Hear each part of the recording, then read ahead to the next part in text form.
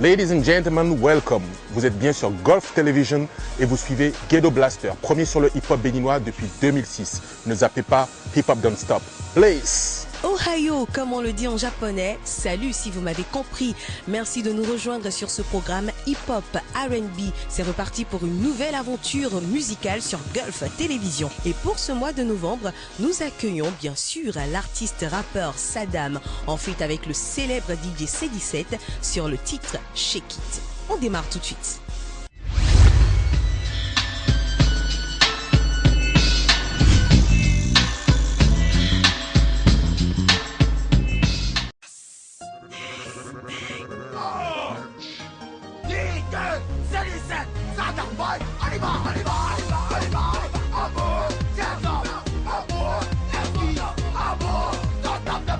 On n'est jamais fatigué, ceci encore pour vous. Allez, prenez ça et enjaillez-vous. Saddam Boy, C17 de retour dans vos pas pour vous mettre well. Quand on vient, c'est trop chaud. Quand on passe, c'est trop bas. Tu les platines, ça réclame. C17, tu la piste, on veut. Saddam Boy ou en paix pour foutre le fire. Max les gars, trop choco. Max Lego, trop kitoko. Max de Dolce Gabbana, Emporio, Louis V, Versace et Gucci. Ce soir, c'est trop chaud et en plus, on est non-stop. Rien nous arrête, même pas nos stop. On a les mots, donc on sait les tâcher. Donc je les tâche et je prends mon pied. Shake it, shake it, shake it.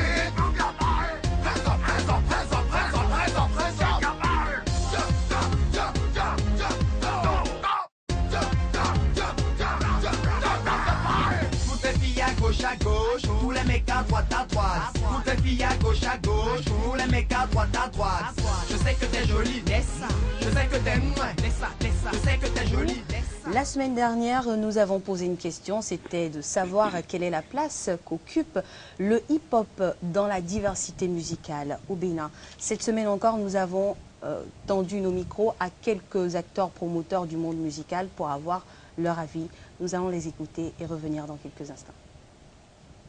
Des jeunes aux plus matures, tout le monde écoute du hip-hop. Peut-être pas du hip-hop local, mais tout le monde l'écoute. En plus d'être écouté, le hip-hop est un mode de vie ou un mode de pensée. On le retrouvera dans les styles vestimentaires, dans le langage, dans les codes. Et rares sont les genres musicaux qui ont pu rassembler autant de personnes autour.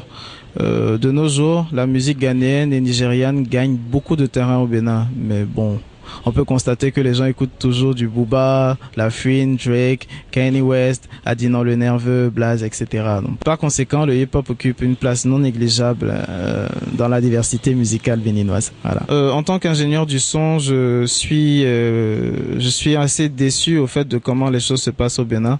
Les choses pourraient être meilleures. On pourrait avoir une meilleure visibilité, on pourrait avoir une meilleure approche, les choses se passeraient totalement autrement et le public n'en a aucune idée en fait. Et c'est des choses internes. Donc de façon interne aussi, si on pouvait les régler pour qu'il y ait des dénouements, ça serait super bien. Vous savez, depuis près d'une dizaine d'années, il y a une évolution au niveau de la musique béninoise en général. Maintenant, on va tenir compte un peu de la musique urbaine. La musique urbaine qui est la musique rap, qui a pris quand même un essor par le groupe, il faut commencer par le groupe ADS, quand même, qui a compris à un certain moment qu'il faut faire de la musique rap. Et le groupe le plus adulé qui a compris qu'il faut s'inspirer de l'héritage énorme que nous ont laissé nos ancêtres, qui est la musique traditionnelle, pour faire de la musique moderne, pour faire de la musique rap, c'est le groupe H2O qu'il faut remercier parce qu'en fait, ils font du rap, mais ils s'inspirent de l'héritage énorme que nous ont laissé nos ancêtres pour faire de la musique. Il y avait Blaze, il y avait Jekylla, et des groupes comme Diamant Noir, qui à un moment ont fait de la musique. Mais je dis qu'ils sont en train de perdre en fait leur identité. Pour moi, pour ma personne, ils sont en train de perdre l'identité parce que quand vous les voyez chanter, c'est comme si vous voyez encore les Américains chanter. Alors qu'ils ont une culture. Quel que soit le problème, nous avons tous une culture. Ils devaient quand même prendre la culture de leur pays pour faire de la musique. Nous avons vu les Sénégalais. Quand vous prenez des groupes sénégalais, vous les identifiez par rapport à leur, non seulement par leur langue, mais par leur musique. Ils font du rap qui marche très très bien. Je crois qu'il y a un gars de ADS Logozo qui a compris aussi. Parce que quand vous écoutez son message en fond, c'est profond. C'est très très très profond. Et ça nous amène, nous qui ne savons même pas, qui ne comprenons pas tellement le fond, ça nous amène à chercher à comprendre ce qu'il dit. C'est profond. Et c'est ça en fait que les rappeurs doivent faire. Nous amener par nos langues, Yoruba, Fon, Mina, à comprendre, parce que le rap, c'est pour véhiculer un message. Et nos langues sont mieux pour véhiculer ce message. C'est ce que moi je peux dire. C'est simple, hein? Quand on parle de hip-hop, nous parlons de la nouvelle génération. Et quand on parle de concert, nous parlons encore de la nouvelle génération. Parce qu'aujourd'hui, les musiques qui sont les plus écoutées aujourd'hui, c'est la musique urbaine. Le rap, c'est une musique urbaine. L'R&B, c'est la musique urbaine. Donc, c'est la musique, en fait, qui intéresse plus la jeunesse africaine, pour ne pas dire la jeunesse béninoise. Et c'est pour cela que quand aujourd'hui, vous voyez des concerts, et d'ailleurs, la majorité des concerts aujourd'hui, c'est la musique urbaine. C'est le rap, c'est le R&B. C'est le problème que nous avons aujourd'hui. Donc, on traite les rappeurs comme des délinquants. C'est simple, hein. Parce qu'ils sont un peu violents dans leur façon de... Quand ils chantent, il y a une certaine violence. Hein? Il faut voir aussi leur accoutrement. Et ma génération, moi, ne peut pas comprendre le fait que quelqu'un porte un pantalon qu'on voit son slip. Qu'un rappeur soit obligé de monter ses fesses, ou même des gens qui se montrent nus. Mais nos enfants applaudissent. Nos petits-enfants applaudissent. Parce qu'ils se retrouvent dans ça. Je n'ai pas un pourcentage en tant que tel pour les clips hip-hop. C'est vrai que les clips hip-hop, j'en fais plus beaucoup à ce jour. J'en fais plus beaucoup. Mais courant l'année 2013, j'ai eu à réaliser au moins, je crois, 4 ou 5 clips hip-hop. Mais par contre, je trouve que les clips hip-hop sont... Aujourd'hui, il y a eu beaucoup de créativité, il y a beaucoup de créativité, il y a beaucoup de nouvelles choses, il y a beaucoup d'innovations que 6 ou 7 ans quand je suis venu en 2006 au Bénin. Et ça a beaucoup évolué. Aujourd'hui, on a de la qualité, on a de la matière à présenter à l'extérieur. Je pense que le hip-hop occupe une grande place. Parce que le hip-hop est le public hip-hop est le public le plus fidèle aujourd'hui. Vous allez dans un collège, vous allez voir que vous jouez 10 chansons. Sur les 10 chansons, vous allez avoir au moins 8 chansons qui sont que hip-hop. Donc le hip-hop, c'est la musique des jeunes. Et aujourd'hui, le hip-hop au Bénin est la musique l'une des musiques les plus écoutées, même si aujourd'hui elle a tendance à baisser, elle occupe une grande place. C'est l'avènement du hip-hop qui a permis d'avoir aujourd'hui de très bonnes qualités de clips. Donc le hip-hop fait beaucoup pour la musique en général au Bénin, en particulier en tout cas moi je trouve que pour les clips vidéo, le hip-hop a apporté beaucoup de choses. Aujourd'hui, on n'a rien à envier aux clips qui viennent de l'extérieur. C'est dire aux rappeurs d'être un peu réalistes. Je pense que les artistes béninois gagneraient mieux à promouvoir les réalisateurs béninois que de chercher tout le temps à aller tourner à l'extérieur. Parce qu'il y a des très bons réalisateurs de clips hip-hop au Bénin, comme Donkem, comme Impérial, qui sont très bien en matière de clips hip-hop. C'est vrai que Genesis fait des clips hip-hop, mais je tire un chapeau à ces deux jeunes qui sont venus, qui sont de la nouvelle école, mais qui sont, franchement, pour moi, qui sont bien. Ils ont apporté quelque chose de nouveau. Parce que nous autres, nous sommes un peu retirés du hip-hop. Parce que le hip-hop, bon, c'est vrai, c'est bien, mais pour moi, je trouve qu'il n'y a pas les moyens dedans, quoi. Pour moi, le hip-hop a baissé. Je pense qu'il y a 2 ou 3 ans, chaque année, il y avait un artiste qui émergeait. Après Blaze, on a vu Dibi. Après Dibi, on a vu Enigma. Mais aujourd'hui, qui émerge? Les rappeurs béninois, la plupart n'ont pas une originalité. Et à part les quelques ténors qu'on a au début, qui aujourd'hui, eux aussi, vont dans tous les sens.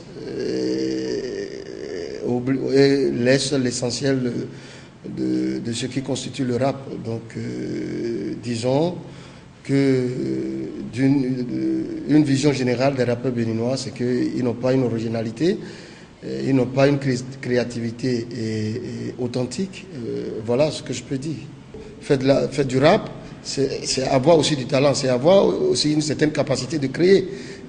Il faut avoir une originalité. Donc, du coup, beaucoup viennent, mais ne sont pas capables. Vous allez voir, au début, on avait les ténors, Hardiès, on avait Sepata Boys, on avait Diamant Noir qui vient, on avait H. Lejo. Mais aujourd'hui, quand vous faites un peu le point, vous constatez que ils sont en chute. Ils sont en chute parce que ce qu'ils chantent même, je n'en même plus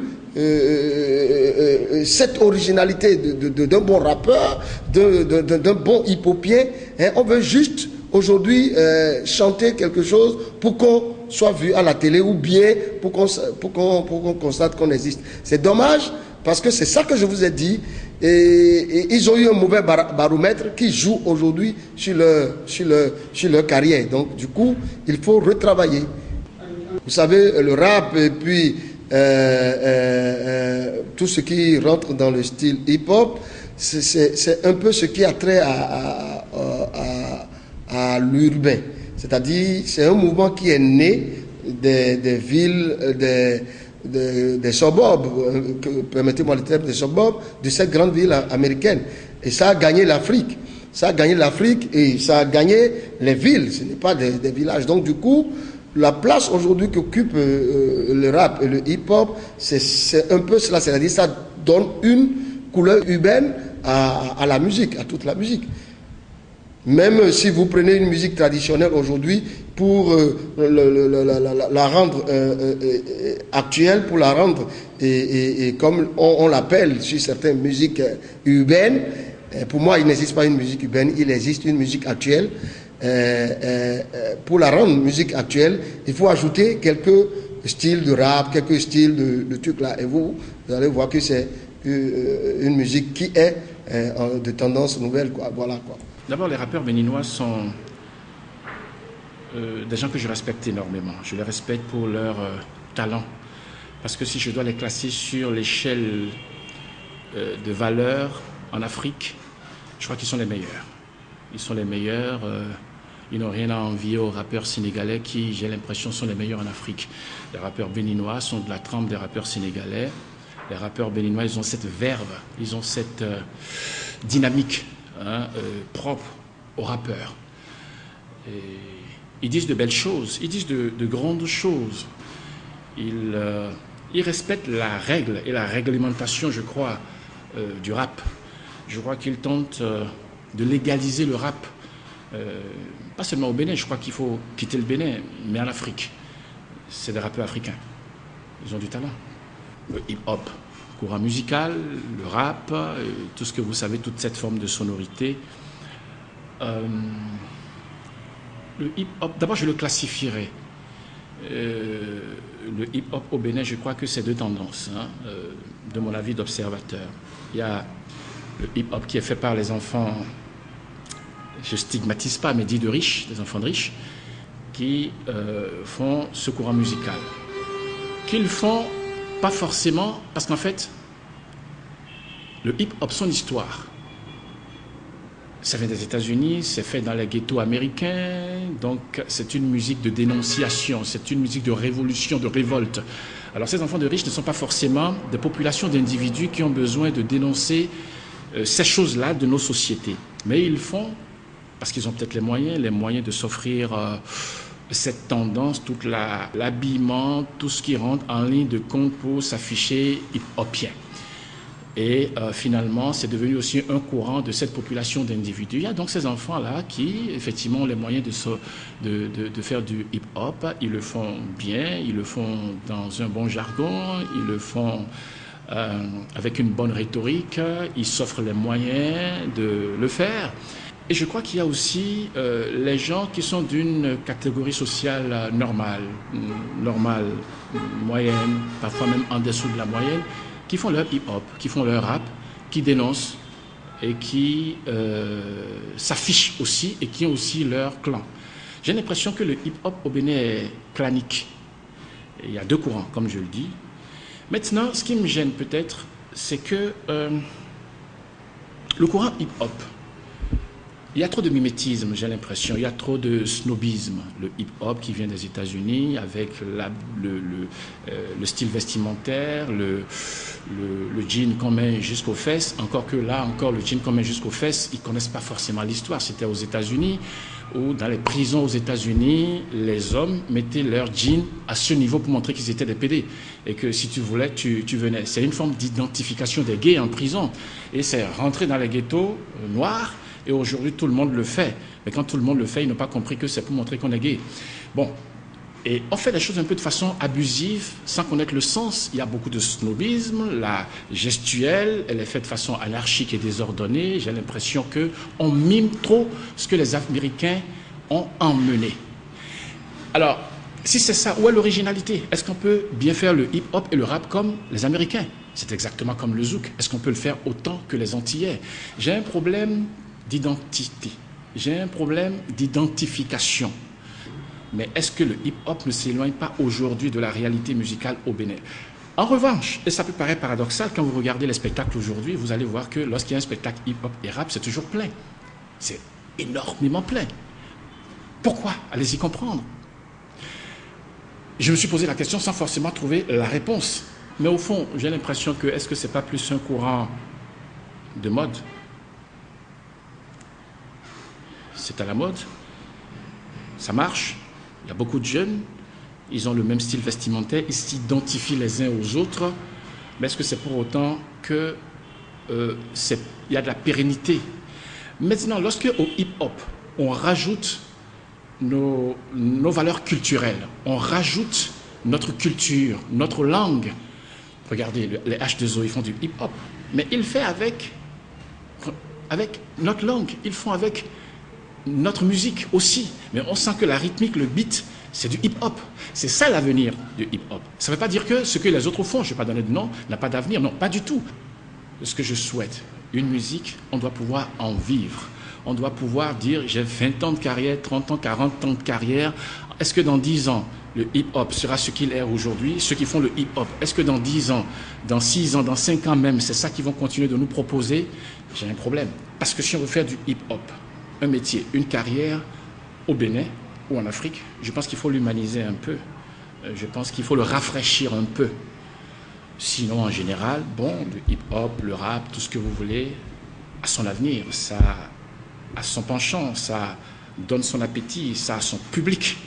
Et oui, pour l'instant, ça peut être aussi rentable. Pas mal, mais c'est aussi une question d'avenir. Dans 5 ans, ça devient quoi? Dans 10 ans, ça devient quoi? Le rap n'est pas une musique mauvaise. Le rap n'est pas une musique... Je crois que chaque musique a sa caractéristique et sa spécificité. Il ne faut plus être national aujourd'hui. Il faut que le national soit un tremplin pour nous. Il faut servir nos concitoyens. Mais je pense qu'il faut voir grand. Il faut faire de la musique à des niveaux un peu plus continentaux aujourd'hui. Ça fait plaisir que je sois là pour expliquer un peu ce milieu. C'est pas que parce que je suis plus trop dans le rap, mais j'écoute la musique rap tout le temps. Des bons flows, j'aime bien la musique rap et c'est un monde que j'aime. Donc Golf a fait un tour au bureau me voir pour me demander qu'est-ce que je pense du rap. Le rap est une bonne musique. Je pense que c'est une musique qu'on doit respecter.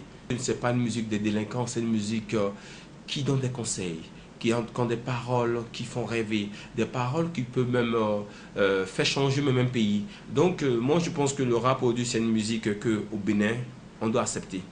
Puisque nos rappeurs béninois que j'encourage, nos frères ADS aujourd'hui qui font du rap, Dibi Dobo, qu'on voit Saint-Jean-Marcus aussi qui est dans la bataille toujours, qui travaille de long en large par rapport à son boulot. Et donc je pense que tout ça c'est une musique qui donne des conseils, les parents doivent accepter, que la jeunesse écoute, que ces jeunes s'inspirent pour quand même émettre des bonnes idées, de comprendre que chaque chose a un temps.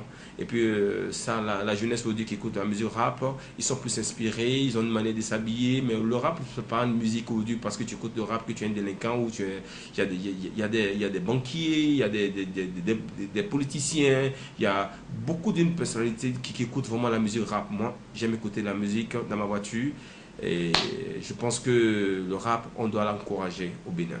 Le rap, la place qu'occupe le rap aujourd'hui dans la diversité musicale au Bénin. Bon, je me dis, le rap quand même peut être en deuxième position, hein, parce que bon, je me dis, aujourd'hui c'est la variété musicale, les gens adorent aujourd'hui par rapport à la cérémonie, les fêtes, ils aiment vraiment cette variété musicale aujourd'hui que tout le monde adore, et la musique traditionnelle du Bénin aussi qui prend d'ampleur.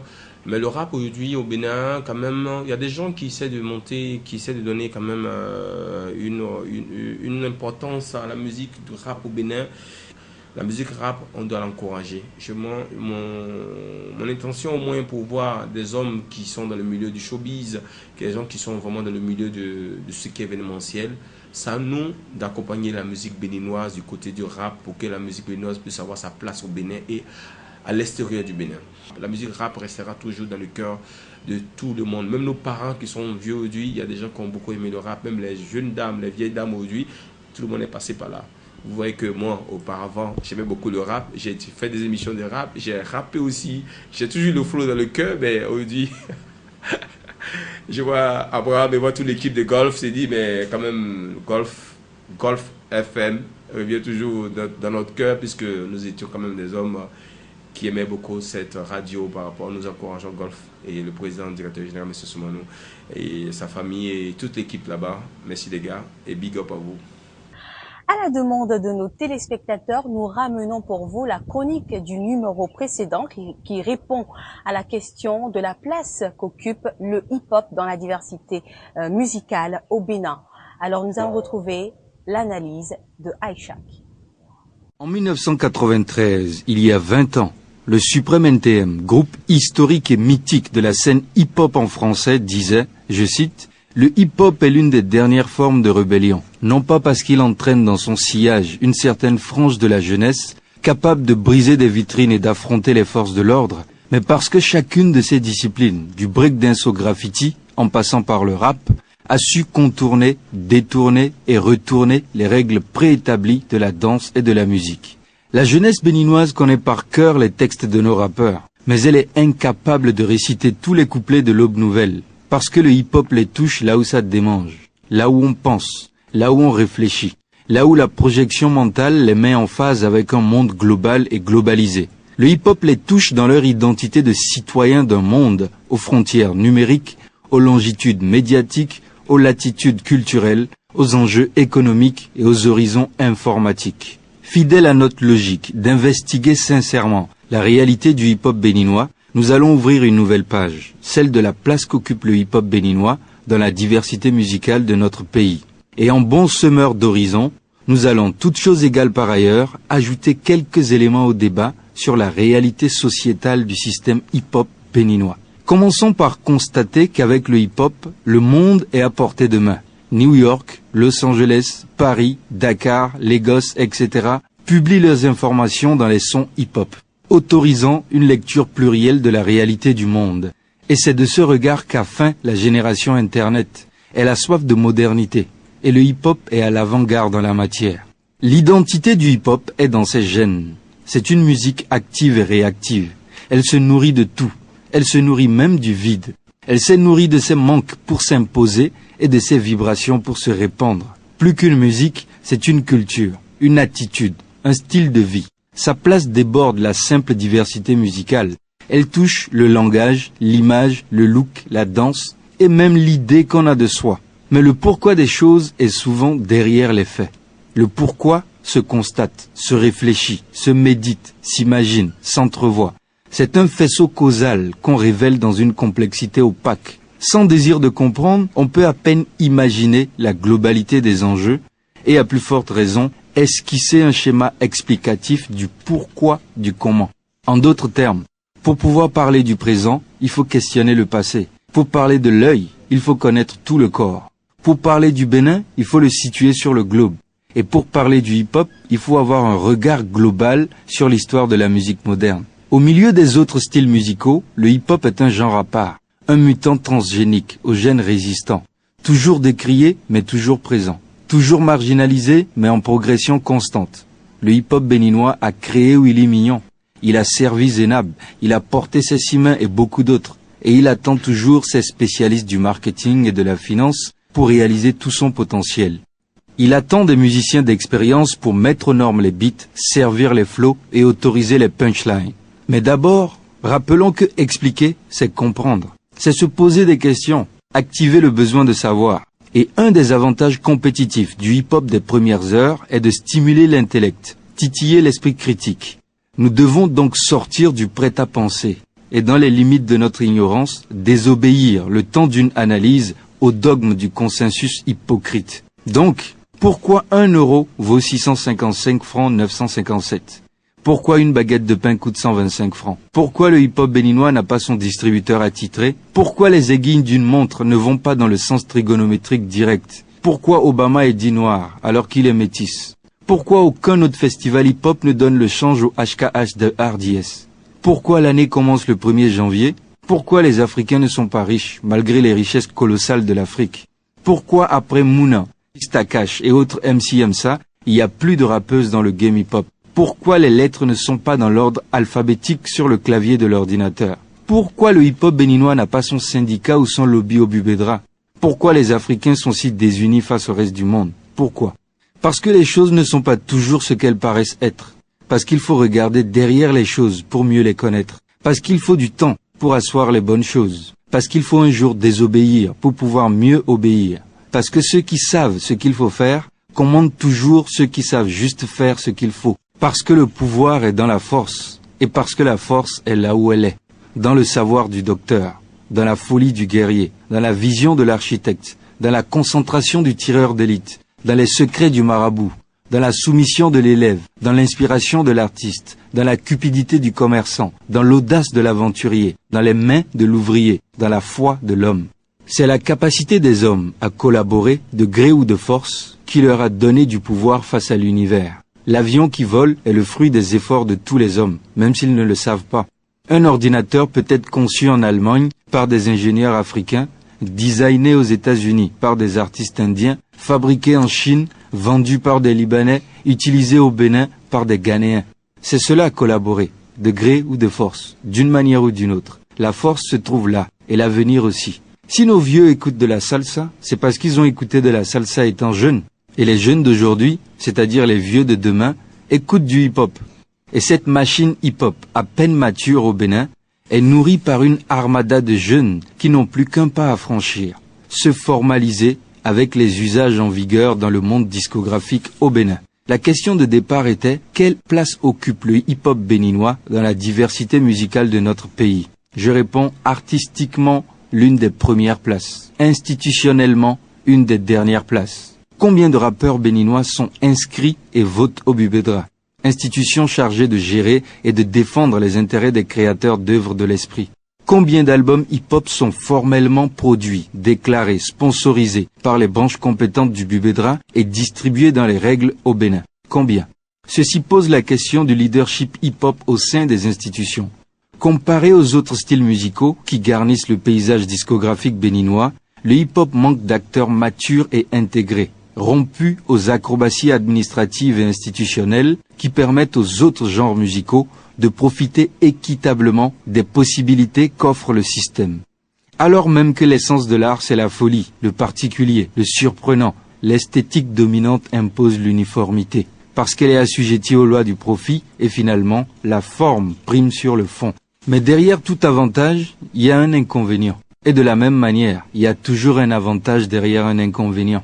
Les MC qui sont dans l'ombre aujourd'hui auront la parole demain. Parce que ceux qui sont dans la lumière aujourd'hui étaient dans l'ombre hier. Il faut et il suffit de faire ce qu'il faut, quand il faut, comme il faut. Et la roue de l'univers tournera dans le sens exact des lois de la création.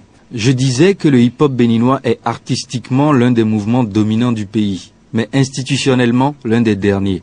Parce qu'il était jusqu'ici jeune, naïf et mal desservi par ses leaders.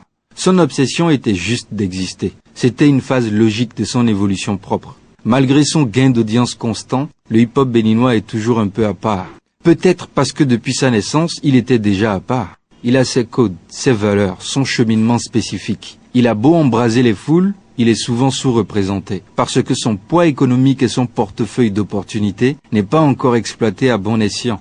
parce que ces leaders qui en ont les clés n'ont pas encore revêtu le costume de businessman ou à défaut recruté ceux qui doivent s'y consacrer. Le marché du hip-hop est l'un des plus sûrs, des plus vastes et des plus fidèles. Le MP3 et Internet lui ont rendu bien des services. On écoute Blaze de Malanville à Ouida, on écoute Dibi Dobo de Nati Tengu à Porte-Novo, on connaît RDS dans chaque école du Bénin, on s'habille hip-hop dans chaque village du Bénin. La plupart des désagréments du hip-hop béninois ne sont que des effets induits par le manque d'information et d'organisation. L'hypocrisie aidant, la résultante des forces exercées par les multiples acteurs, finit par desservir le hip-hop lui-même. Le système hip-hop béninois doit se restructurer et se trouver un centre de gravité fiable qui libérera les énergies et multipliera de façon exponentielle les résultats de nos efforts. Alors, quelle est la place du hip-hop dans la diversité musicale au Bénin? En d'autres termes, quelle est la place ou l'impact de RDS, H2O, Diamant Noir, Radama Z, Nestinesta, Adinon, Apouké, Blaze, Dibi Dobo, Calibre Volcanique, SAM, Casey Monteano, ADN, Nicotine, Jay Killa, BMG Yari, Mutant, Samsid, Troisième Monarchie, le défunt Rimka, CH, Enigma, Cyanogène, B-Side, WP, Afafa, Dagger, Nick, Mafafo, etc. Quelle est leur place? Quel est leur impact? Je réponds probablement numéro 1 en termes d'adhésion du public jeune et scolarisé. Je réponds probablement la première place en termes d'autonomie, de productivité, de dynamisme. Je réponds probablement la première place en termes de perspectives économiques. Et je réponds probablement la dernière en termes d'organisation et de synergie avec les institutions compétentes. Plus de 10 années de HKH avec RDS ont beaucoup servi l'entrepreneuriat hip-hop. Mais cela ne suffit pas, il en faut plus. Plus de 10 ans de couvre-feu avec Kevin Hardison ont promu et diffusé le hip-hop. Mais il en faut encore plus. L'émission Ghetto Blaster est le seul point focal hip-hop à la télévision béninoise, toutes chaînes confondues. Et ce n'est pas normal. Le hip-hop est désormais un genre majeur. Et ses acteurs doivent en donner la preuve. Dans leurs initiatives, dans leur attitude, dans leur intégration au système. Pour mieux s'installer aux côtés des Nujiu, Soyoyo, Azonto, Coupé Décalé, Zouk, Salsa, musique traditionnelle et autres.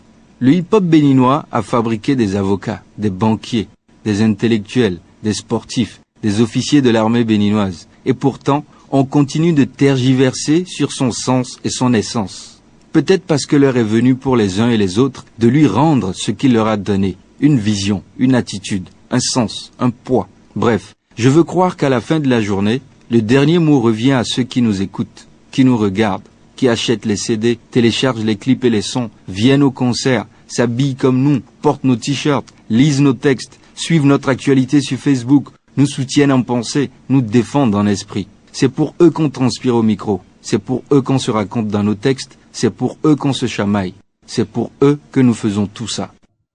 Voilà donc l'analyse de Aïchak sur la place qu'occupe le hip-hop dans la diversité musicale au Bénin.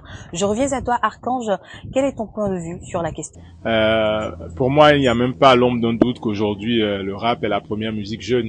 Et quand on sait que c'est au niveau de la jeunesse que bat le cœur d'un pays et que de toute façon, les pays du tiers-monde dont le Bénin fait partie sont à majorité jeunes, aujourd'hui, le rap occupe une place de choix dans la diversité musicale béninoise.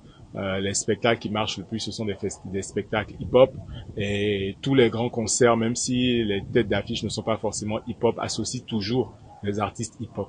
Donc aujourd'hui, oui, on peut dire, nous on est fiers du parcours, on n'est pas les seuls à avoir travaillé. Je pense que tous ceux qui se sont relayés au chevet du hip-hop, qui se sont relayés pour, entre guillemets, faire l'éducation du hip-hop, je le considère un peu comme un enfant, ont vraiment fait un bon travail. Et aujourd'hui, le hip-hop est une culture et le rap est une musique qui est forte au Bénin. Et franchement, quand on prend l'Afrique de l'Ouest, à part peut-être le Sénégal, il n'y a aucun pays qui peut rivaliser avec le Bénin. Après, on n'a peut-être pas la visibilité de ces autres pays, mais aujourd'hui, notre rap est meilleur que celui de Côte d'Ivoire, meilleur que celui du Togo, meilleur que celui du Niger, meilleur que celui du Burkina Faso, du Mali. Voilà, donc en Afrique de l'Ouest, on est au top. Il y a peut-être que le Sénégal qui peut rivaliser avec nous. Donc franchement, que de chemin parcouru. Gelo Blaster, l'aventure se poursuit sur Gulf Télévision et je vous retrouve une fois de plus dans cette rubrique où on reçoit des stars pour votre plaisir. Et aujourd'hui, je peux vous dire qu'on va faire un ménage à 4, hein, pas à 3 ou à 2 comme on en a l'habitude. J'ai que de grands noms ici sur ce plateau ce soir. J'ai le précurseur du mouvement rap au Sénégal, ici avec nous. Vous saurez de qui je parle tout à l'heure. Également un rappeur qui est en France depuis des années. Donc lui, il va nous parler du rap, de comment le mouvement rap évolue en France. Et bien sûr, un rappeur qui est ici avec nous. Lui, il est membre du célèbre crew que vous connaissez, le Cotonou City Crew, CCC. Et je n'ai pas besoin de vous dire qui c'est. Peut-être que d'autres se disent en même temps qu'il s'agit de Nasty ou bien peut-être d'Amir, je ne sais pas. Vous le saurez dans quelques instants. Alors, je suis avec Didier Awadi qui nous vient du Sénégal. Bonsoir Didier Awadi. Bonsoir. C'est un plaisir de recevoir une star sur cette émission. Je préfère dire artiste, mais bon. Ouais, artiste, mais pas n'importe quel artiste quand même. Un peu gros, ouais. Aussi à côté de Awadi, nous avons Erwan. Disons avant Awadi, Bonsoir. Nous avons Erwan. Erwan, c'est ça. France represent. Ouais, je représente donc Paris. Ouais. Paris, mais béninois d'origine. Ouais, béninois d'origine, bien sûr. Et de l'autre côté d'Awadi, nous sommes avec le Cotonou Boy, bien sûr, Citizen Boy, Nasty Nesta. Bonsoir Michel, on dit quoi? Le prince d'Afrique aussi. On est tous des princes, on est tous nés pour briller, donc... Claire. Alors aujourd'hui nous allons parler du hip-hop puisque c'est une émission R&B et tout qui parle surtout du rap ici au Bénin comme de l'autre côté de nos frontières. Alors nous allons commencer bien sûr par notre invité Didier Awadi qui est quand même dans ce mouvement de hip-hop R&B depuis des années. Alors Awadi. Oui. Comment est-ce que on se dit que le rap s'est plus imposé au Sénégal aujourd'hui que les autres musiques? Oui, le rap s'est imposé au Sénégal parce qu'on a eu la chance très tôt de sortir et donc le fait qu'on sorte, ça a inspiré d'autres qui se sont dit écoute, c'est une voie de sortie de crise, donc beaucoup de gens sont rentrés dedans parce qu'ils ont vu des PBS qui sortaient, qui faisaient des tournées, qui voyaient des radios sortir, donc ils se sont dit écoute, on va se lancer dedans et puis bon, je pense que le fait qu'au Sénégal on avait une vraie liberté d'expression par rapport au système politique, ça a aidé les choses. Dans beaucoup de pays, si ça n'a pas décollé tout de suite, c'est que le système était frileux et ne laissait pas les gens s'exprimer. Donc au Sénégal, on n'a pas demandé l'autorisation qu'on nous laisse nous exprimer, on a arraché ça et donc voilà pourquoi ça a vite pris au Sénégal. Oui, et puis on remarque que pour les festivals hip-hop au Sénégal, ça a toujours fait le plein. C'est pas comme dans certains pays en Afrique, quand on parle de rap et n'importe quel festival, ça fait toujours le plein à craquer quoi. Comment est-ce qu'on peut l'expliquer? Est-ce que c'est une musique qui est acceptée de tout le monde? Parce que c'est pas que les jeunes qu'on voit aller à ces genres de festivals et tout. Ce qui se passe, c'est que le hip-hop parle aux jeunes. Les jeunes, c'est qui? C'est 60% de notre population. Donc si tu as des thèmes qui leur parlent, si tu as une langue qui leur parle, si tu as des codes culturels qui leur parlent, eh bien ils répondent. Donc c'est au MC dans chaque pays de faire que son hip-hop va parler à sa population et donc je pense que ça on a plus ou moins réussi à le faire et prendre en charge aussi les problèmes des gens, prendre en charge les questions des gens et une fois que tu es là pour le peuple sera là avec toi. Donc je pense que on a réussi ce truc d'être la voix des gens qui n'avaient pas de voix, qui étaient là, qui avaient envie de dire des choses.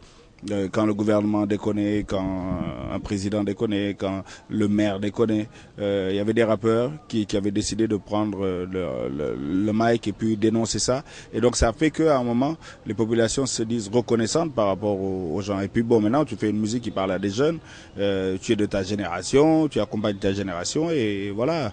À un moment, il y a un langage, il y a un dialogue. Quand même, qui se dit. Alors, Erwan, je suis à toi, tu es béninois qui vit en France depuis des années. Ça. Et puis il faut quand même reconnaître que la France, quand même, que le hip-hop a pris plus le dessus sur les autres musiques de variété. Ouais, comment ça se fait? Parce qu'en France, pour commencer, il y a un mouvement il y a une jeunesse qui est vraiment qui veut appartenir à, si vous voulez, à une catégorie de musique et celle qui vraiment parle à tout le monde, parce qu'il faut savoir que le hip-hop il s'est beaucoup développé. On retrouve même des notes de variété dans le hip-hop, c'est-à-dire que c'est plus du rap cru comme c'était au début, comme Didier disait tout à l'heure, on a arraché le micro pour passer nos messages. C'est vrai que c'était ça au début. Maintenant, musicalement, ça s'est ouvert, ça parle à beaucoup de gens, à des gens qui sont pas forcément rap, à d'autres qui le sont plus. Donc du coup, ça a vraiment englober une grosse catégorie de personnes. Du coup, les jeunes se sentent représentés par cette musique plutôt qu'une autre, et dont une musique que je pratique depuis maintenant quelques années. Mais c'est vrai qu'en France, ils sont vraiment, je pense qu'après les États-Unis, je pense que ça doit être le pays où le hip-hop s'est vraiment développé le plus dans le monde, quoi. Dans le monde. Ouais. Alors, Erwan a une marque de vêtements. Normalement, ces genres de choses, on les entend souvent plus de l'autre côté des États-Unis et tout. C'est vrai que c'est dans d'autres pays, mais Erwan a su s'imposer et voir de grandes maisons aussi s'habiller. Erwan, comment ça se fait? Attendez, comment est-ce que vous avez pu canaliser ces personnes? Ce qui s'est passé, en fait, c'est simple, c'est que dans le rap, on a plusieurs styles en France. Voilà, on a le style qui va être plutôt vraiment hardcore, qui va être un autre qui va être plus lyrical, vraiment lyrical, et on aura un style dont je fais plutôt partie, qui sera un peu plus dans la dérision, c'est-à-dire qu'on se prend pas au sérieux, on rappe par plaisir, on se fait plaisir. C'est-à-dire que moi j'ai créé un personnage du coup qui s'appelle Jamais à l'heure. Donc voilà, c'est mon nom d'artiste. Et ce personnage, de par ce personnage, j'ai fait plusieurs vidéos, des clips, et donc j'ai créé des scénarios où, si vous voulez, je trouve l'inspiration en mangeant du poulet. Voilà, voilà. Donc en gros, de là est venu donc le besoin de trouver une marque de vêtements qui corresponde au personnage, aux vidéos, etc. Donc d'où est né Chicken Love, la marque Chicken Love que je porte là. D'ailleurs, ouais. Donc déjà. Qui consiste tout simplement, il y a des têtes de célébrités. La tête de Michael Jackson, quand même. Ici on a Michael Jackson, qui croque dans une cuisse de poulet. C'est-à-dire que en gros, le message, c'est que toutes ces célébrités, ces artistes, que ce soit dans la comédie, dans le cinéma, dans la musique, ont trouvé aussi l'inspiration dans le poulet. Donc, c'est vrai qu'au début, c'était une blague. C'était plus the joke. Ouais, pour déconner, voilà, comme on le dit. Voilà, et puis après. Mais ça a pris une ampleur. Donc, voilà, c'est comme je dis, hein, ça a dépassé la blague et ça va vraiment loin. Du coup, sur Paris, enfin, je dis sur Paris, en France. Donc, la marque est reconnue au niveau national maintenant. Voilà, je peux en vivre. Dieu merci, je peux en vivre, et on peut la retrouver en télé, dans n'importe quelle série ou émission. C'est vrai qu'il y a toujours une apparition avec la petite marque. Donc c'est parti de là, en fait, c'est parti de ce côté de hip-hop, parce qu'à la base c'était vraiment les artistes. Je passe un gros big up à Youssoupha, Olkinri, qui ont vraiment boosté le mouvement au début du lancement de la marque, Mokobe en passant aussi. À la base c'était vraiment une marque qui concernait le milieu hip-hop, puis ensuite ça s'est élargi et tant mieux pour moi, en fait, en fin de compte, quoi. Alors, on va passer le micro à Nasty, parce que il y a quand même une question que nous posons souvent aux artistes ici, c'est que le mouvement hip-hop est un peu partout dans le monde. On retrouve aussi ce concept ici dans nos pays africains. Mais pourquoi est-ce que, selon vous, ce mouvement ne décolle pas plus ici, chez nous, au Bénin, comme au Sénégal, comme on le dit, ou en Guinée de l'autre côté? Je suis sûre qu'ils font aussi du hip-hop, mais ça ne décolle pas autant que ça se fait de l'autre côté des autres pays de l'Afrique. Oui, c'est une question que beaucoup de rappeurs se posent. Entre nous, on en discute beaucoup. Et je pense qu'il y a deux facteurs qui font que ça décolle pas. Déjà, le premier facteur, c'est le facteur identitaire, on va dire. Parce que on n'a pas réussi encore à trouver une identité. Tu sais, on sait rapper, on rappe sur des instrus qui sonnent plutôt quinri, qui sonnent occidental, mais on n'a pas réussi encore à trouver notre propre touche. Et la deuxième question, c'est une question qui dépasse tous les rappeurs. C'est plutôt une question politique, en fait. C'est une question de politique nationale, parce que on n'a pas de politique de préférence nationale. Et tant qu'on n'aura pas ça, tant qu'on ne jouera pas les rappeurs, disons, on ne jouera pas des artistes nationaux en général, parce que ça dépasse le simple rap. Tant qu'on ne jouera pas les artistes nationaux, au moins 50% d'artistes nationaux dans les playlists, on n'y arrivera pas.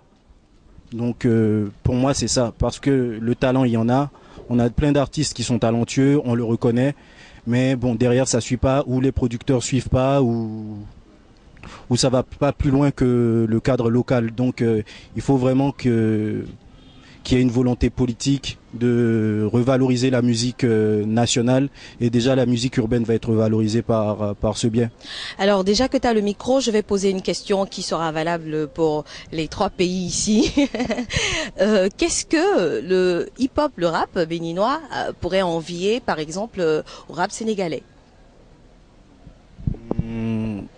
Je sais pas, faudrait que j'aille là-bas pour voir, mais peut-être déjà l'exposition qu'ils ont à travers des groupes comme PBS, Daraji.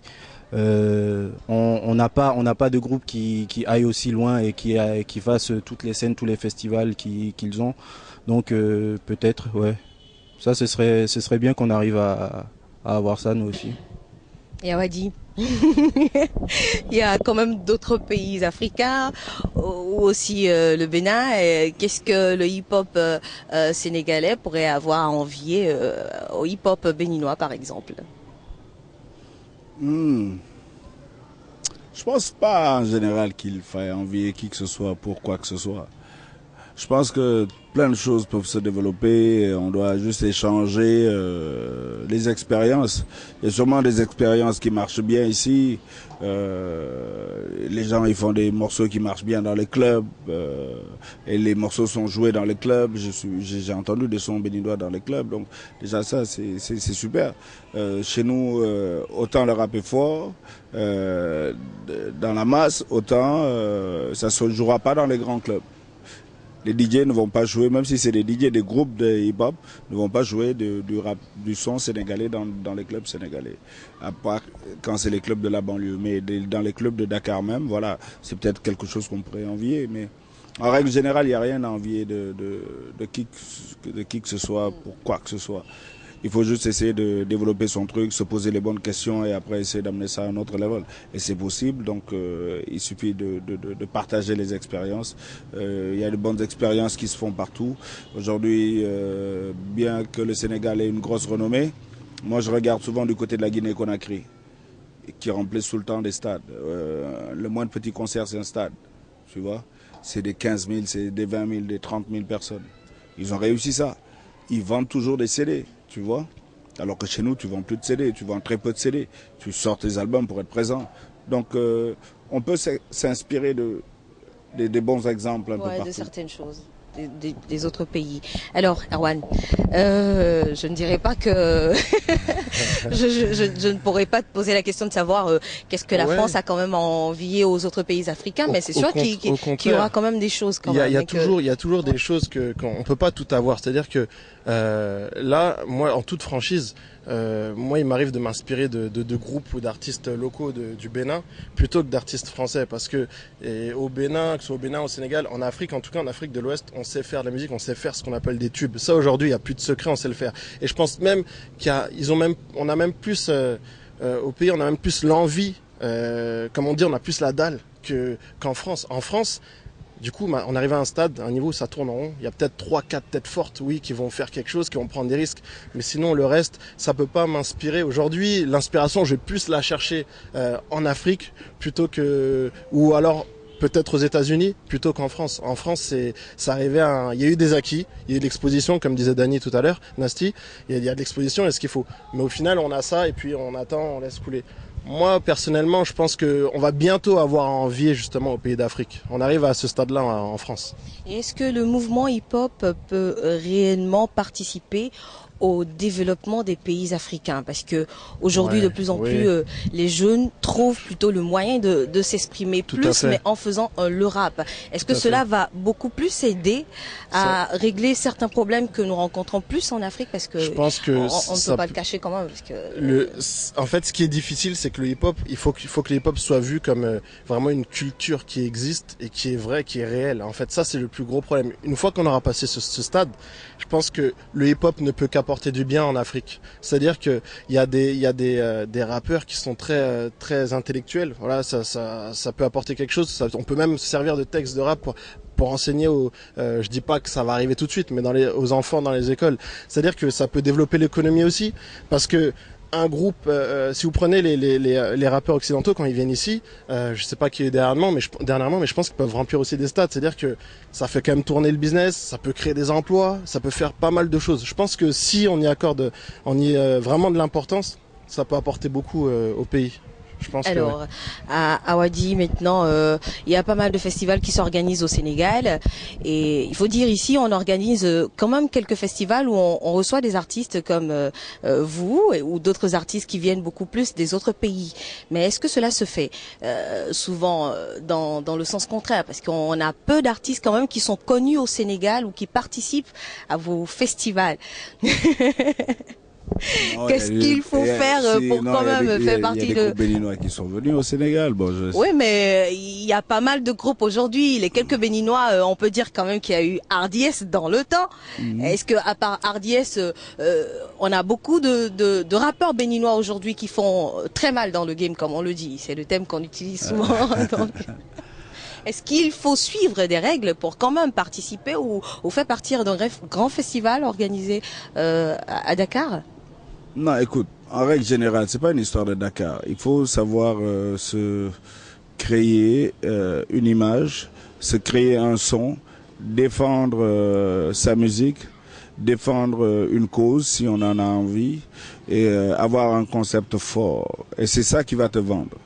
Si ton concept n'est pas fort, tu n'as pas de visibilité. Tu dois trouver un moyen original de sortir du lot. Que tu viennes du Bénin, que tu viennes de l'Ouganda, c'est pas le... Qu'est-ce que tu apportes de plus au hip-hop en général? Parce que quand tu viens dans le grand marché, tu es en compétition avec Rick Ross. Qu'est-ce que toi tu vas faire pour être plus fort que Rick Ross? En tout cas pour bluffer 5 minutes. Qu'est-ce que tu vas faire devant Youssoupha? Qu'est-ce que tu vas faire pour qu'on te remarque toi? Qu'on remarque ton travail, la qualité de ton travail? Et justement, il faut aujourd'hui avoir des stratégies. Quand tu fais ta musique déjà, tu te dis, je ne fais pas ma musique pour le quartier. Je fais la musique pour le monde. Je dois pouvoir passer aussi bien sur un festival au Canada qu'au States, et sans avoir de problème de barrière linguistique. Que les gens, même s'ils ne comprennent pas ma langue, même si je rappe en fond, ils doivent comprendre la vibe que je transmets. Et qu'est-ce que j'ai derrière moi? Quelle est la culture que j'apporte derrière moi? Et comment je la présente? Comment je la défends? Avec quelle attitude? Et quel est le concept marketing qui va avec? Il y a tous ces petits éléments qui font qu'à un moment, tu as une image forte. Et ton image te précède. Et tout le monde est curieux de voir cette image. Il y a des groupes, on a envie de les voir juste parce qu'on a tellement entendu parler, tu n'as pas encore vu, tu ne sais pas ce que ça vaut sur scène. Quelquefois, tu peux même être déçu sur scène. Eux, là, on a entendu parler, mais ça vaut rien. Mais ils ont su vendre leur truc. Ils ont su être original parce que tu es dans un marché, c'est quoi? Le marché, c'est la toile. C'est Internet, c'est tout le monde. Tu sors un album, Cotonou City Crew, c'est exactement et sur le même marché que Snoop, que Weezy, que n'importe qui. Comment ils vont se sortir du lot? Comment on va reconnaître Cotonou par rapport aux autres? C'est tout. Et maintenant, ça, je le dis facilement, mais c'est un vrai travail. C'est un travail qui est dur. Les gens mettent des années pour trouver le truc qui va faire que. Mais je pense que c'est notre job à tous de chercher chaque fois le truc qui va faire que. C'est dans le son, c'est dans le flow, c'est dans le live que tu vas faire. Et voilà, moi je pousse aussi les gens à faire beaucoup de live. Aujourd'hui, en faisant du live, tu te donnes des chances d'exister par rapport à celui qui est seulement DJ. Le DJ, ce sera bien, mais tu verras qu'aujourd'hui, beaucoup de grands groupes viendront avec du live. Et ça fait que le cachet que tu avais, tu peux le multiplier par 10. Tu vois? Et l'image que les populations locales ont de toi, c'est plus le petit rappeur. Parce que, qu'on se le dise ou pas, nos parents, les petits rappeurs, les yo-yo, ils n'ont pas vraiment de respect. Parce que très souvent, on ne se respecte pas assez. Et la manière dont on présente les choses en petit. Moi, aujourd'hui, quand je présente un truc, je veux que ce soit un président, que ce soit un ministre, que ce soit le gars du quartier, me regarde avec le même regard et le même respect. Et le travail que tu vas développer va faire que, à la fin, il est obligé de dire respect. Donc c'est plein de petites choses qu'on additionne qui vont faire que... Alors, on dit souvent que c'est vrai que dans les tests hip-hop et consorts, qu'il faut véhiculer un message, d'accord?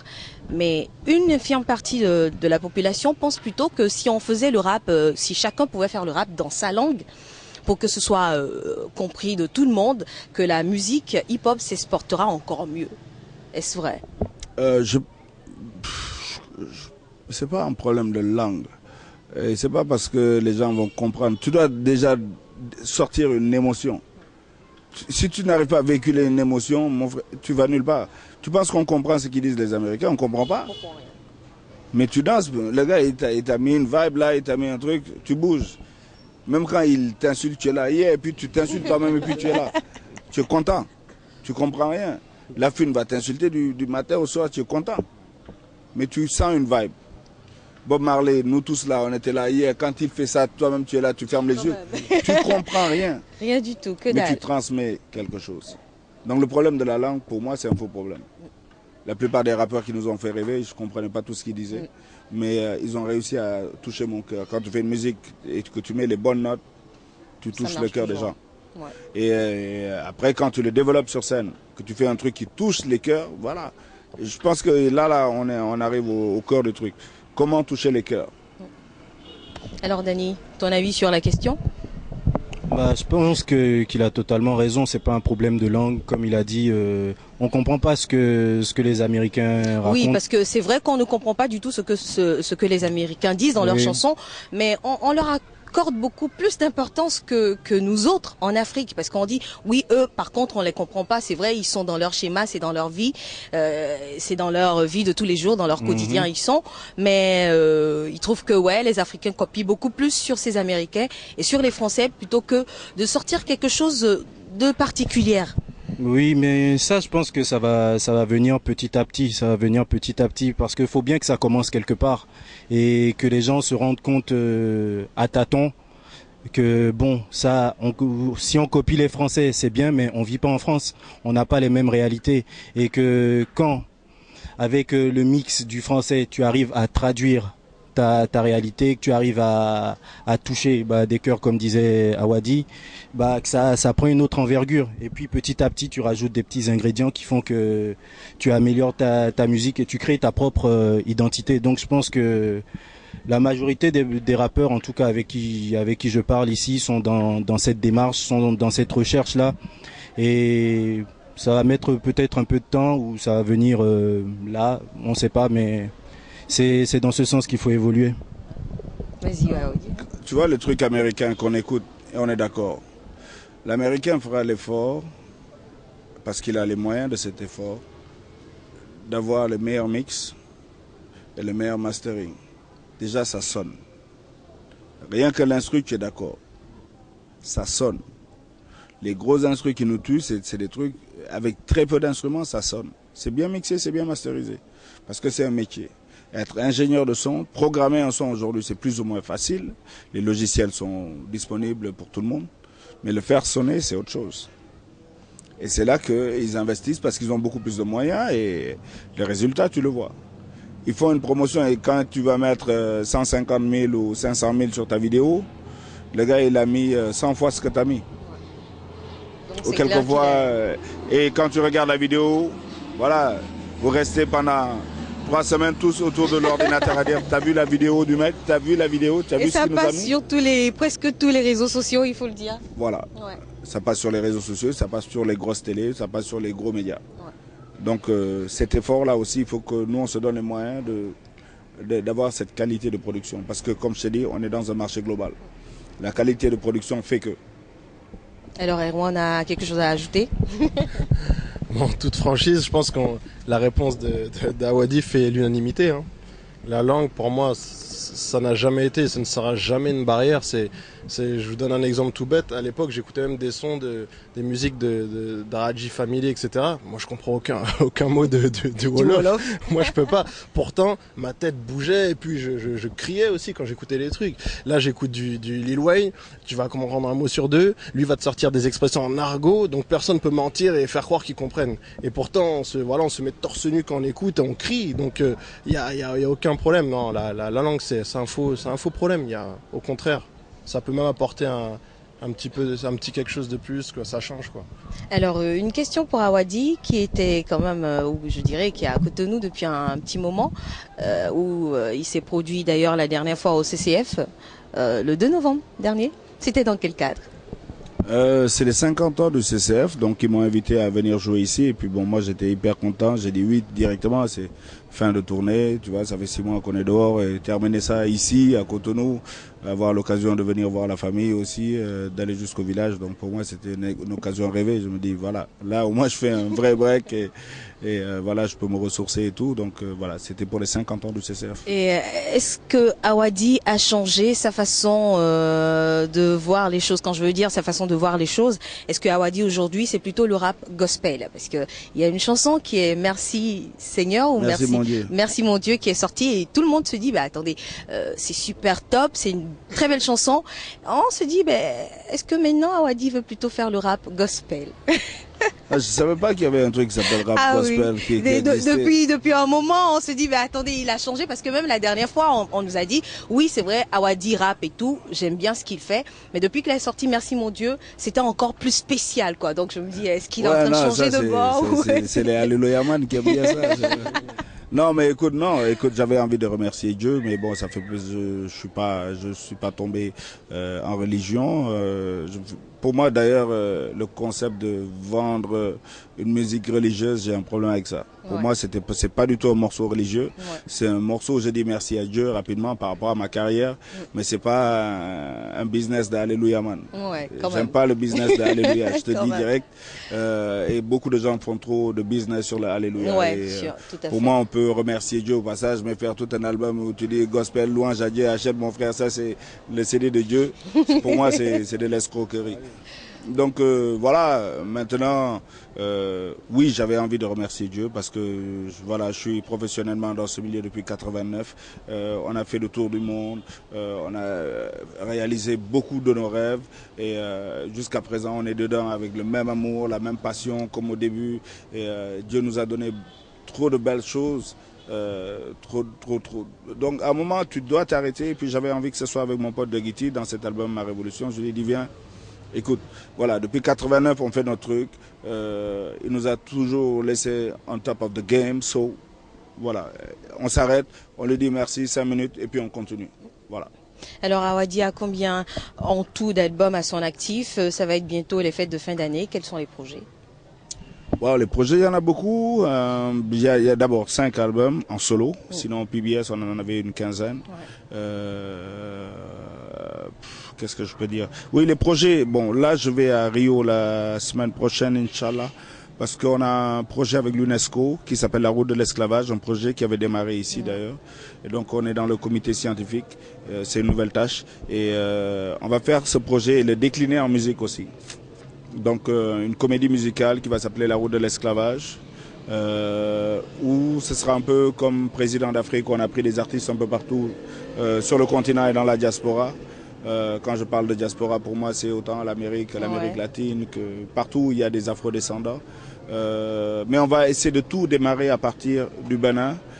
Autant que faire se peut, Ouida va être assez central, autant qu'au Gorée, par rapport à ce projet La Route de l'Esclavage. Donc c'est un peu ça qui va être le plus gros projet. Le grand projet. Sinon on a des projets aussi dans le cinéma.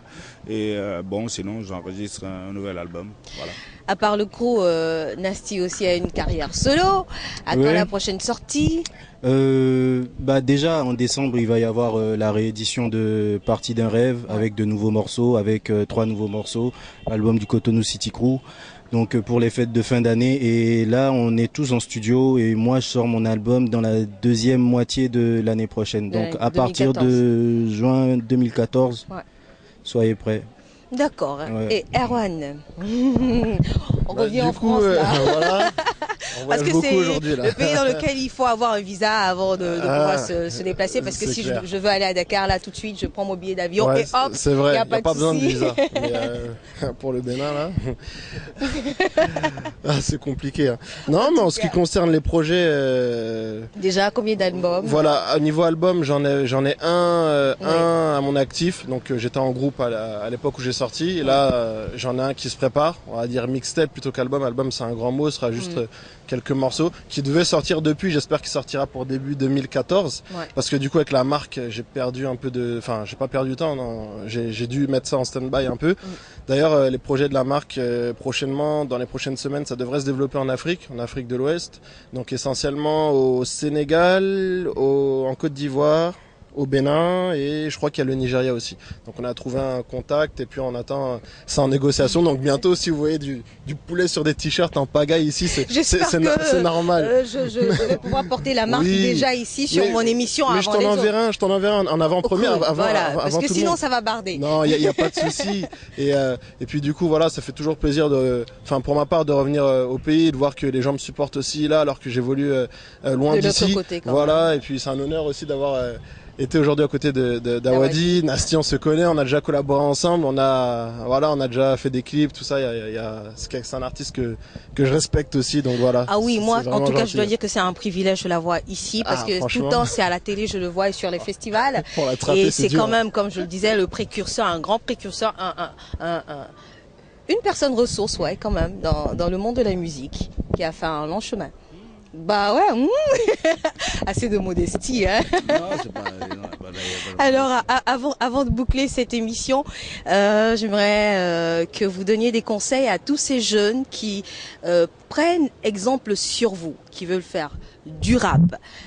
Ils ne veulent rien faire d'autre, en fait. Quand je dis rien faire d'autre, pas dans la vie, mais ils ne veulent pas faire d'autre musique que la musique hip-hop R&B, parce que pour eux, c'est vraiment le moyen de pouvoir s'exprimer comme on le veut. Alors, quels sont les conseils qu'on peut donner à ces jeunes qui... Ah bah, de toutes les façons, ça va passer sur Awadi aussi, il n'a pas le choix, il va répondre à cette question. Déjà, si c'est vraiment ce que vous voulez faire et que vous voulez rien faire d'autre comme musique, sachez déjà que c'est très compliqué d'en faire en Afrique. Donc, sachez déjà bien vous entourer et puis pensez ça comme un business. Quand vous vous levez le matin, pensez rap, midi rap, comment vendre ta musique, comment faire de la bonne musique pour vendre et quelles sont les stratégies à mettre en place pour vendre ta musique. Et soyez sérieux parce que c'est un travail comme un autre. Il s'agit pas de faire un concert, de prendre le cachet, d'aller le claquer au bar du coin et vous irez nulle part comme ça. Donc pour ma part, c'est ce que je peux dire. Alors Ron passe d'abord. Bon, la personne ressource parlera en dernière position. Donc moi je vois, je peux que, si c'est quelque chose que vous aimez, je peux que vous pousser de l'avant à le faire, parce que c'est ce que j'ai fait. Ça faisait peut-être pas plaisir aux certains membres de ma famille, moi, que je fasse ça au départ, mais il y a une chose vraiment qu'il faut savoir, c'est que faut pas le faire de faire du hip-hop, de la musique pour faire, parce que vous avez vu ça, vous aimez bien ce que vous voulez. Il faut vraiment que vous aimiez ce que vous faites. Si vous aimez pas, vous forcez, ça n'ira nulle part. C'est-à-dire que même si ça plaît pas, ce que vous faites ne plaît pas à un tel ou un tel, ça vous plaît à vous. C'est la base du truc. Là, il y aura aucune frontière. Vous pourrez aller là où vous voulez, à condition d'y croire vous-même. Une fois que vous avez passé ce cap, allez-y, foncez. Voilà quoi. Alors la personne ressource. Non, écoute, je pense que les réponses sont dans tout ce qu'ils ont dit, mais ce que je peux ajouter, c'est que, comme tu as dit, il faut penser business. Le rap seul ne nourrit pas son homme aujourd'hui.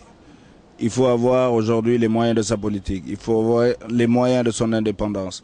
Si tu as de l'argent, tu peux t'acheter une paire de Nike, mais avec la paire de Nike, tu peux t'acheter une carte son. Avec la carte son, déjà, tu peux faire ton son toi-même. Investir déjà dans des marques d'habits.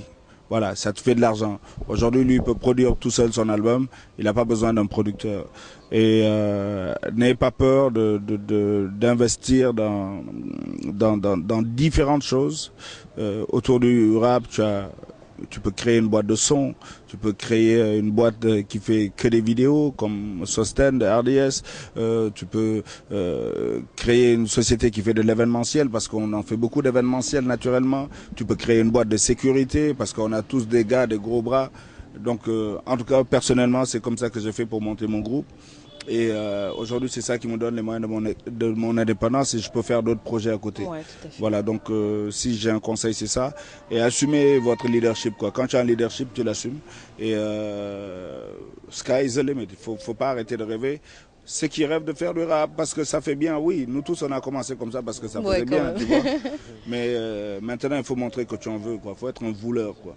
Et tu en veux plus que les autres. Tu travailles plus que les autres, tu dors moins que les autres. Voilà, tout simplement. Alors, mesdames et messieurs, ce sera tout pour ce rendez-vous musical. J'étais pas seule, j'étais en compagnie de Erwan qui nous vient de la France. C'est un Béninois qui vit là-bas, mais on peut le dire fièrement qu'il défend bien les couleurs de son pays de l'autre côté. Avec Didier Awadi et de l'autre côté, Nasty Nesta qui en même temps représente le CCC. Merci de nous avoir prêté attention. Je vous retrouve la semaine prochaine avec le même plaisir. C'est pas encore fini. Du lourd sur cette chaîne et sur cette émission. Vous ne serez pas fatigués. À très bientôt et bonsoir chez vous.